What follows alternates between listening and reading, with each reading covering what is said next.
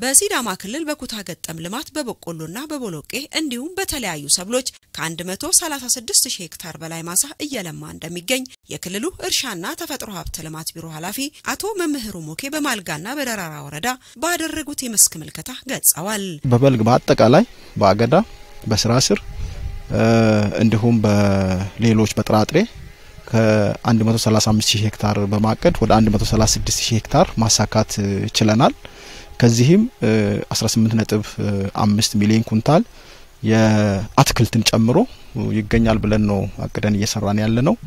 በዚህ አመት ልዩ የሚያደርገው በለፉት ጊዜያት ላለፉት 2 አመታት የቤተሰብ ብልጽግናን ሊያረጋግጡ የሚችሉ የእርሻ ኢኒሺየቲቭ ተቀርጿል። ከነዚህ ውስጥ 19 ፓኬጅ እንደ እርሻና ተፈጥሮ ሀብት ቢሮ የምንተገብረው ነው። ስለዚህ በዚህ አመት ሁሉንም ፓኬጆች ተግባራዊ የማድረግ ስራ ሰርተናል። ከዚህ አንፃር ከ85% በላይ በክላስተር እየለማን ያለው የአርሶ አደሩ የማሳ እንክብካቤና የግብዓት አጠቃቀም ከዚህ ቀደሙ የተሻለ በመሆኑ በበቆሎ በሄክታር በአማካኝ ከ53 ኩንታል በላይ እንደሚገኝም የቢሮ ኃላፊው ተናግረዋል። በቆሎ ከ95% በላይ በምርጥ ዘር ተሸፍኗል። በዚህ አመት ደግሞ ልዩ የሚያደርገው ይሄን አምና ላይ 80% ነው ምርጥ ዘር ማሳካት የቻልነው። በዚህ አመት ወደ 95% አሳክተናል። ስለዚህ ከ15% በላይ እድገት አለው። በሌላ በኩል ልዩ የሚያደርገው 51% በራሳችን አቅም ያባዛነውን ማሰራጨት ችለናል። በሎካ በደራራ አሁን ሰብሉ ያለበትን ሁኔታ ክትትል ያደረግን ነው የምንገኘው።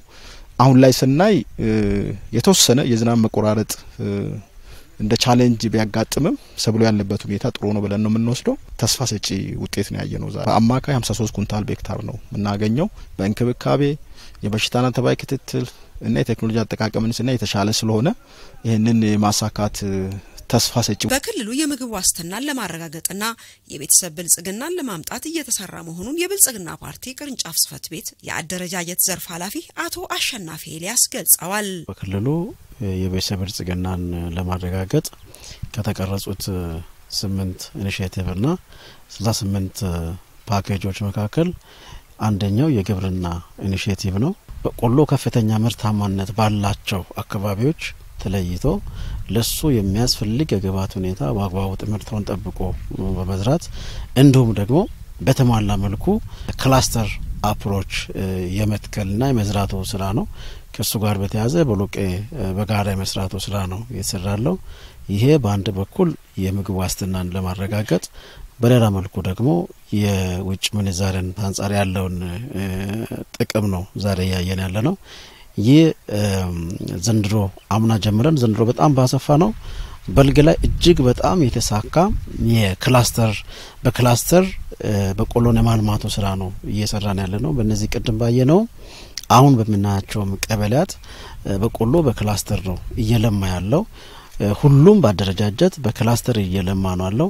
እንደምታዩት የበቆሎ ቁመና በጣም በሚያምር መልኩ የተሟላ ፓኬጅ ነው መጠቀም የተቻለው። በኩታ ገጠም ልማት አርሶ አደሩን በማንቀሳቀስ የተሰራ በመሆኑ በቀጣይ ጥሩ ውጤት እንደሚጠበቅም የማዕከላዊ ሲዳማ ዞን ገጠር ልማት መምሪያ ኃላፊ አቶ ለጠፈ ላንቻ ተናግረዋል። እንደ ዞንም እኛም ከአርሶ አደሩ ጋር እየዋለን ያለንበት ሁኔታ ነው ያለው።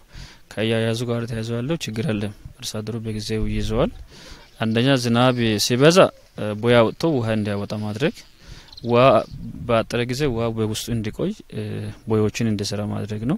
ከዚህ ጋር ተያይዞ ያለው የማሳ እንክብካቤ ጥሩ ነው ብለን እንደኛ የምንወስደው። በሎካ አባያና በደራራ ወረዳ በኩታ ገጠም ልማት የተሳተፉ ያነጋገርናቸው አርሶ አደሮች በቂ ዝግጅት አድርገው ወደ ልማት በመግባታቸው የተሻለ ምርት እንደሚጠብቁም ይናገራሉ። 3 ጊዜ አርሰን 3 መጀመሪያ ኮትኪተን እንደገና አርሰን እንደገና 3ኛ ዙር ላይ ነኝ። ቆንጆ ነው ይታያል። ሁለት ጊዜ አንድ ጊዜ ዳፕ ሁለተኛ ዙር ዩሪያ እየጨመረን ነው። ድሮም እንደዛ ያለ ስራ የለንም። አሁን እየጠበቅነው ያለውን መሰብሰብ ብቻ ነው ያለን። አልባማ ሞለባቶ እቴኒ ላሉይና በፊት ያለው የከብት ግጦሽ ምንም ምርትና ምርታማነት ማይሰጥ መሬት መሆኑንና አሁን ያለው ነገሮች ድህነትን ለማጥፋት እየታገለ እየሰራን ነው። በጣም ደህና ውጤት እየታየ ነው ያለው። የበፊቱ ውጤት ምንም ያን ያህል ውጤት አይሰጥም።